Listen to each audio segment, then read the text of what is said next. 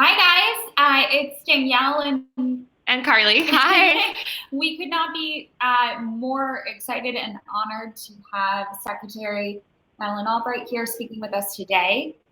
It is truly unbelievable that we really just had the honor to have all of you on this call and to hear from Secretary Albright.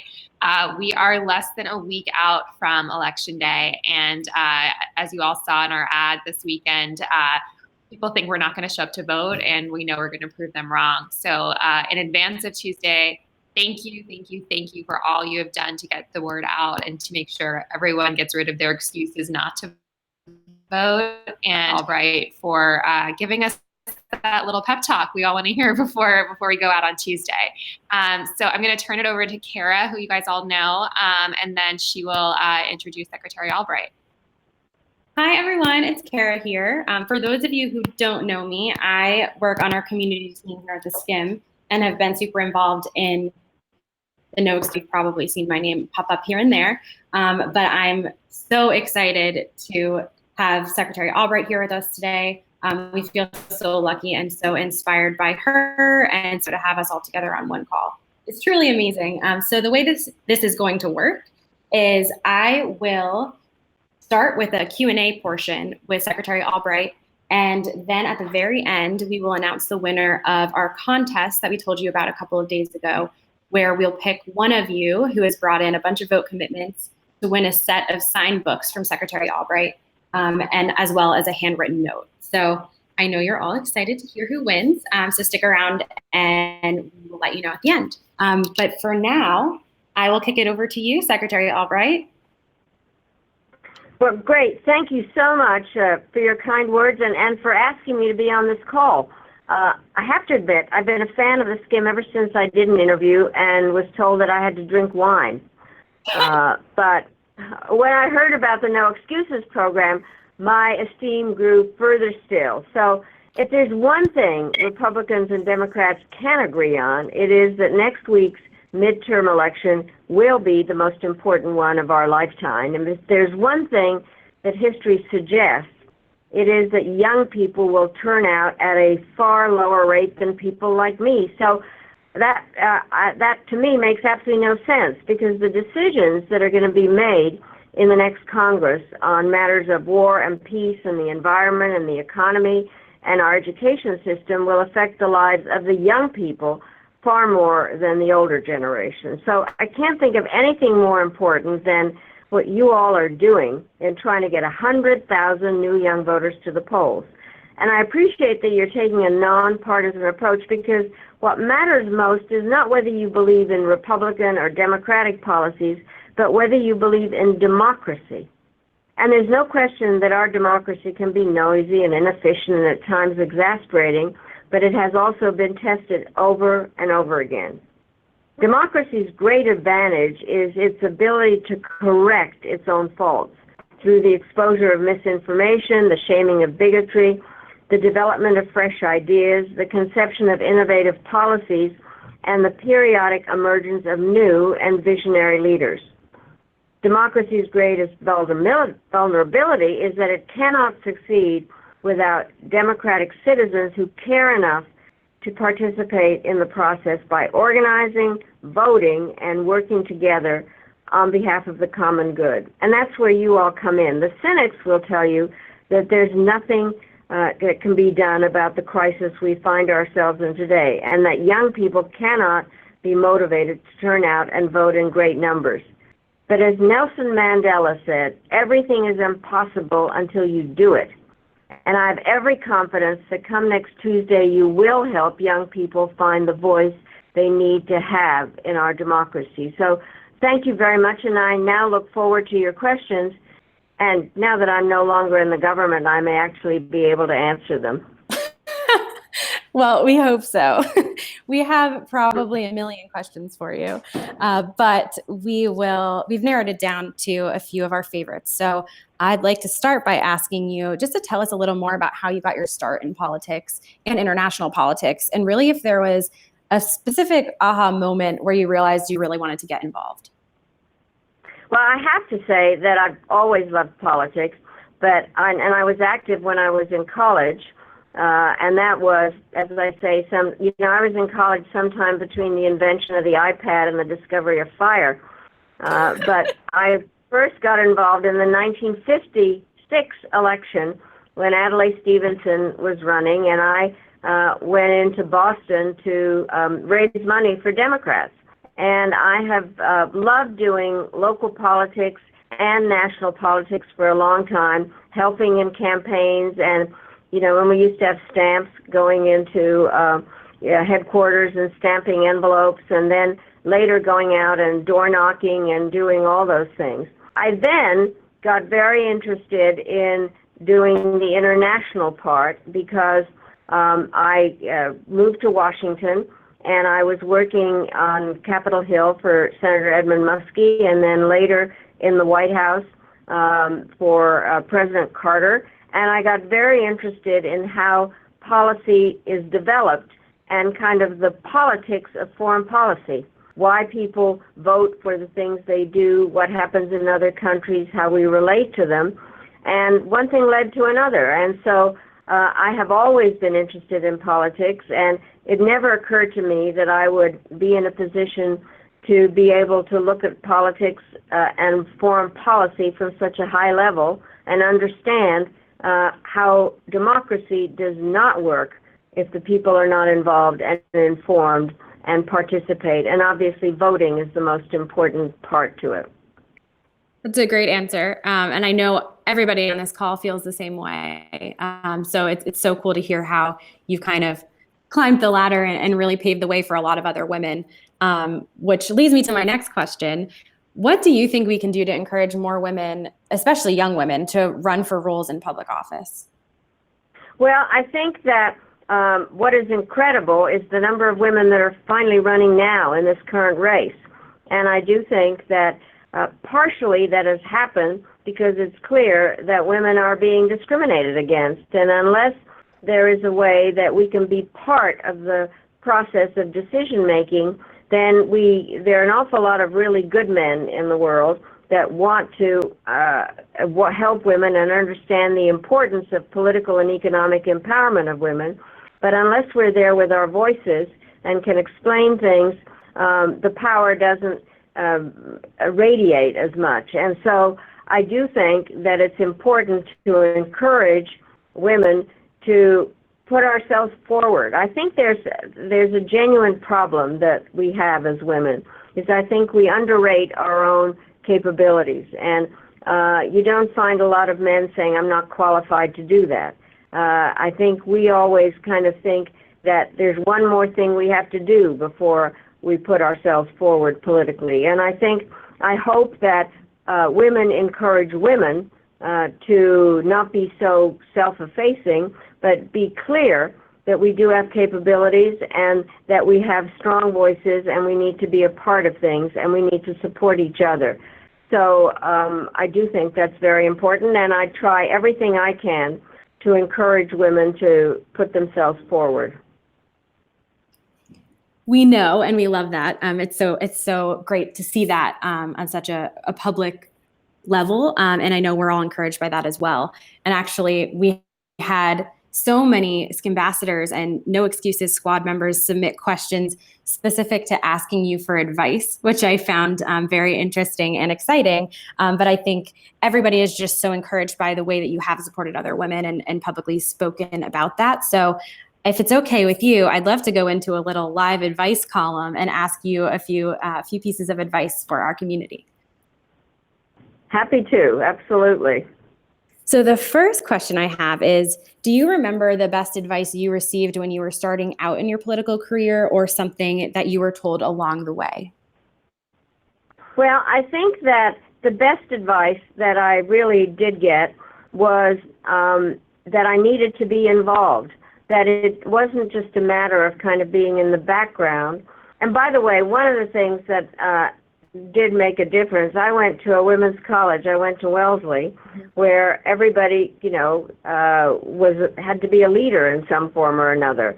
So coming out of that and then getting into the outside world and dealing with the fact that I'll never forget, I actually wanted to be a journalist at the beginning, and was sitting at a dinner with my husband's managing editor in Chicago, and this man looked at me and said, "So what are you going to do, honey?" And I said, "Well, I'm going to be a reporter." And he said, "I don't think so. You can't work on the same paper as your husband." And even though there were 3 other papers in Chicago at the time, and he said, "And you wouldn't want to compete with your husband." And so the best advice I got, I did kind of salute and agree that I wouldn't do that. But then I got advice in terms of go and find something else to do that satisfies your curiosity and don't be put down. And I learned that slowly but surely, but it's not easy. It is not easy. And it was actually one of the best experiences I had was working for Geraldine Ferraro, because she was the first woman to be on a national ticket as vice president. And she had gone through a lot of questions about was she capable when she was running for Congress, how did she work, and so we kind of supported each other in what was a very new kind of role. And I think you do need friends. There's just no question. One of the things that I have felt so strongly about is that women need to support each other. And that is the biggest advice that I have, is I have found it hard at times when we are too judgmental about each other and are not supportive about each other. And then also when we put our doubts about ourselves onto another person's shoulders. I'll never forget this. During the campaign that we were doing with Geraldine Ferraro, we were somewhere, and all of a sudden this woman came up and said, "How can she deal with Russians? I can't deal with a Russian." Well, nobody was asking this woman to deal with Russians. So I think that we have a tendency to project our own sense of inadequacy in other women, and instead we need to strengthen each other and support each other. That's so powerful and so true. I think a lot of people were wondering, as a trailblazer for women, what advice do you have? And you kind of just touched on this, but for succeeding as a woman in a male-dominated field. It was wild to hear the story you just shared about your husband and the man at dinner. So I'd love to hear a little bit more about your thoughts on how we can help each other succeed. Well, I think the part, and I have found that this always resonates with people, if you are the only woman in the room at a meeting and you think that you're going to say something, and then you think, no, it'll sound stupid, and then some man says it and you think, why didn't I say that? And so you're really mad with yourself. Mm-hmm. And so I think one of the things that I learned is that I needed to interrupt, because if you raise your hand, then people don't call on you, and by the time you have something to say, it's not germane. So I invented some concept that I called active listening. If you're going to interrupt, you have to know what you're going to talk about, you have to have a strong voice, and you're bound and determined to say it. The thing that happens in those meetings, some man will say something, and then he'll be supported by another man, as Joe said, or as Peter said, or whatever. So what you need is another woman in the room, at least one, who will say, as Clara said, and I think, so we need more women in the room in the first place. And I do think, I think interrupting is a very important part. But if you're going to interrupt, you do have to know what you're talking about. And so my biggest advice to everybody, but especially the young women, is you are going to have to work twice as hard. It's just a simple truth. And there's, I'm sorry if I'm insulting half the audience, but there is plenty of room for mediocre men. There is no room for mediocre women, and we just have to make it absolutely clear. And we need more women throughout the system in the United States and women internationally so that we can support each other. And by the way, when I was at the United Nations, and it was one of the first times I didn't have to cook lunch myself, so I asked my assistant to invite the women permanent representatives to a lunch, and there were at that stage 183 members of the United Nations. I get to my apartment and there are 6 other women there. The Canadians, Philippines, Kazakhstan, Trinidad, Tobago, Jamaica, and Liechtenstein. So since I was the American, I had to form the caucus. So the caucus, I called it the G7. And we decided that we would always take each other's phone calls, that we would support each other, And, then some man ambassador would say, why are you talking to Liechtenstein? And I said, well, have yourself replaced by a woman and I'll take your phone call anytime.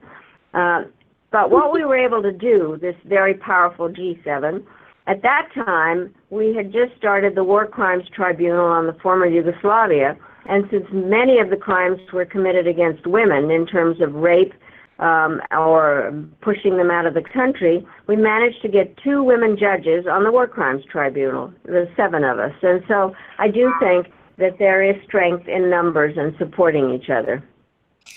Wow, that's an incredible story. And as you're speaking, I'm seeing a group of Skimm'bassadors I'm in a group message with are all chiming in, talking about how much of a boss you are, but also telling each other how much they support and believe in each other, which I think is just kind of beautiful to see all coming together live.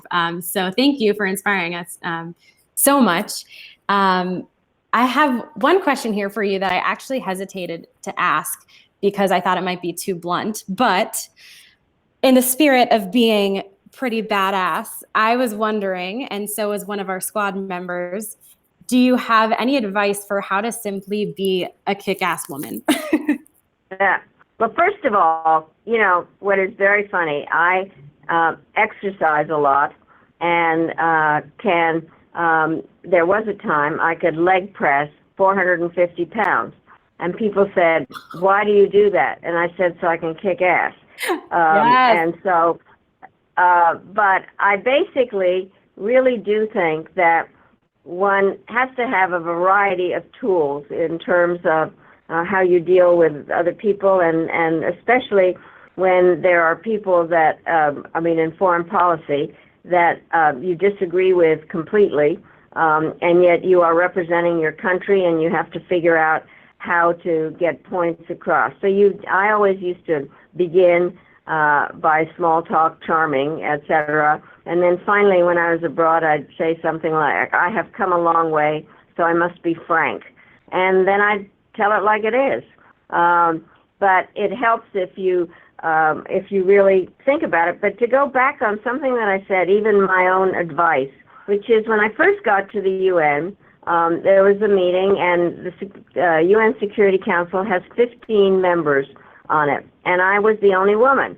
And I literally sat there the first day, and I thought, oh, well, I don't know if I'll speak today. I don't know if they'll like me. And I went through all those kind of, I'm not good enough thoughts. And then I saw the sign in front of me that said the United States. And I thought, if I don't speak today, the voice of the United States will not be heard. So I think there has to be kind of an active reason that you have to press yourself. And I have to say that I did enjoy certain times when I could be kick-ass, and I still do. And what I say now is that it took me a long time to find my voice, but I sure am not going to shut up. So you're going to see a lot more kick-ass. Well, I'm very happy to hear that, and I think I might get that printed and frame it in my bedroom. So thank you. Moving into just a couple more questions specific to no excuses, and then we will wrap up. But I'm curious to hear, what is the worst excuse you've ever heard for why someone doesn't vote, and why was it a bad excuse? Well, I think they're kind of the personal things. I have too much to do, or my vote doesn't make a difference anyway, or sometimes that I don't like the people, I don't like anybody. And I think the lamest ones are, I don't have time. Now, I am going to be out of the country or I'm not going to be able to be in D.C. on November 6th. I voted. I have voted early, and it was very quick, and I'm very glad I did it. And every time I vote, I consider it a great honor. I don't know how many people know this, but I wasn't born in the United States. I was born in Czechoslovakia, and I came here when I was 11 years old. And so for me, voting in a free country is a very big deal. And my first vote made a big difference. It was in Chicago in 1960, and I got to vote for John Kennedy. And it was the most amazing moment of my life. And given the fact that it was Chicago, it obviously made a difference. And I think that people should understand that there's no excuse, none, zero. And if you think about the people in other countries who cannot vote or stand in line for hours in the rain or the hot sun. And for us, it's a matter of going and voting. And I think people can start now in various places. There are big, I understand already a lot of early voting, and sure, there is no excuse as far as I'm concerned for not voting. It is a privilege and a right and a responsibility. I couldn't agree more. And it's neat to hear that you voted early. I know we've had a lot of our community members do so as well. We've seen them post photos a bunch with their early voted, I voted stickers, which has been so fun. And to see so many headlines about how the numbers of early voters are really skyrocketing this year, which we're happy to see. So I have one more question for you, and it sounds like you won't be going to the polls on November 6th because you already voted. But if you were, what pin would you have worn? I would have worn the Statue of Liberty, because that is what has allowed people to keep their votes, then new people to vote, and it is the symbol for me that it is the best symbol of America and what America should be and is to everybody. And so that's what I would wear. I wear the Statue of Liberty more and more these days because of some of the really repulsive things that are being said about people that want to come to this country. And so I would do that. And it's interesting, the truth is, if I were around, I would prefer to vote on the day because there's such excitement about all of that. But I do think that for people that can't for one reason or another, it is important to go vote early. And I really do think people need to understand more what this country is about, and that we are looked at. We talk about democracy in other countries. We should be a model of people that understand the importance of democratic government, of having people express their views, know what the issues are, and love politics. Politics is not a dirty word. Politics and politicians, the good ones, are the ones that transmit the messages of the people to the government. And we are the government, we the people, and that's what this country is about. Well, that's a great note to end on. As I've said probably far too many times to count, we are so inspired by you and so appreciative that you've taken time out of your morning to spend with us. And I know I won't be the only one framing your quotes. So I just want to say a huge, huge thank you to you. And before we go, I want to announce the winner of our contest, who you'll be writing a handwritten note to and sending some books over to. So a huge congratulations to Sneha Pokarel from Arlington, Virginia. Sneha, you are the lucky winner. So we'll shoot you an email right after this with some more info. But Secretary Albright, thanks again. Is there anything left that you would like to say? Well, just how pleased I am to participate with what you're doing. I think it's incredibly important, and I really love the idea that I can be a part of this. And maybe in addition to writing a note, since she's in Arlington, Virginia, we could actually meet. Well, that sounds amazing, and I would love to coordinate that. So we will be in touch. Great. Very good. Good luck. Thank you so much. Vote. Vote. Thank you. Yes. Thank you. Have a great day. You too. Bye-bye. Bye-bye. Great. They have like a lot.